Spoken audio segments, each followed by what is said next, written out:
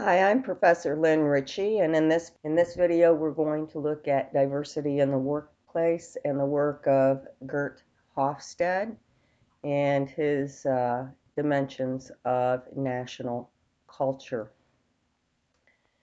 The workplace is where we are most likely to experience intercultural interactions. When we look at our family and friend networks, we discover similar cultural patterns. Our norms and values are similar. Geert Hofstede is a Dutch social psychologist who did groundbreaking cross-cultural research exploring how national values influence the workplace. He developed a model that has 6 cultural dimensions: power distance, individualism, masculinity, uncertainty, avoidance, long-term orientation, and indulgence. Each dimension is measured on a scale from 0 to 100. So let's go ahead and take a look at each one of these dimensions. The first dimension, power distance, the degree to which people accept and expect power to be distributed unequally.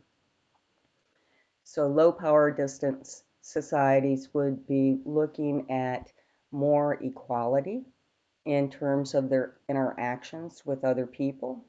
And those with a high power distance score would prefer, or I shouldn't say prefer, but they do expect and accept that power will be distributed unequally. If we look at some of these scores, we can see that Iraq and Ghana score fairly high on power distance. So if we were in those countries, we would expect to see people accepting their roles within society, not questioning their positions as much. You can see the United States is scoring 40, which is below 50. So we do expect power to be distributed more equally. We're going to come back to this because this is an important dimension that people have looked at. The next dimension is individualism. This dimension reflects the degree to which people in the nation focus on being independent and autonomous, or interdependent and collaborative. Countries who are more individualistic expect people to make their own choices and set their own goals, whereas people in collectivist nations determine and work toward the goals of significant groups, whether it be the family or the work group. This dimension reflects the degree to which we are integrated into significant groups. We can also note that the majority of the world populations live in nations that are more collectivist in orientation. When we look at the skills necessary to be successful in an individualistic nation, it would include actively meeting people, networking, conversing on topics of mutual interest, having communication abilities and skills to brag, and public speaking can be important. The skills necessary to be successful in a collectivist nation include being able to collaborate with others to achieve goals. We must be introduced and defer to people higher in the organizational hierarchy. We want to promote group cohesion and appreciate the contributions of all group members. And there's a degree of modesty. There's no bragging. If you look at the country scores, you can see the United States is probably, I think they are ranked highest in terms of individualism in all the countries that have been studied. And we can see that Ghana is at a very low number at 15. So we might see a little bit of conflict between people from Ghana, or misunderstandings with people from Ghana and the United States as we work together with them in terms of the goals that we are trying to achieve within our significant groups. The next dimension is masculinity. High masculinity nations promote values associated with males: achievement, heroism, assertiveness, material rewards for success, competition, and acceptance of violence and conflict. Low masculinity nations promote values associated with females: cooperation, modesty, caring, quality of life, and they're more consensus oriented.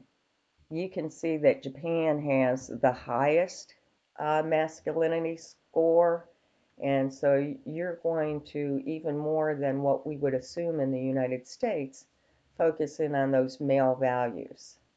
We look at Ghana, and they're very low masculinity, and they're encouraging those values of cooperation, modesty, caring, and that certainly influences our approach to work. The next dimension is uncertainty avoidance, and this is the degree to which a nation feels uncomfortable in ambiguous situations. How much do they plan for the unexpected, and how tolerant or intolerant are they in terms of deviant behaviors? If we look at the United States, we have a little bit lower uncertainty avoidance than Japan. So we have more tolerance for the unexpected. And we're not so much planning, we're more, as we'll see, more in terms of the short-term orientation. The next dimension is what Hofstede referred to as long-term orientation. And short-term oriented nations will adhere to traditions. They view societal change with suspicion, and they have a strong concern with establishing an absolute truth. They don't save for the future, and they're focused on achieving quick results. You can see below here, the USA scores fairly low on this dimension, meaning we are more short-term oriented. So we're high in terms of long-term oriented nations. They recognize the long history of humanity and are a little bit future oriented. They make decisions that are useful in practice and emphasize perseverance and thrift. And you can see Japan is high on this dimension as well.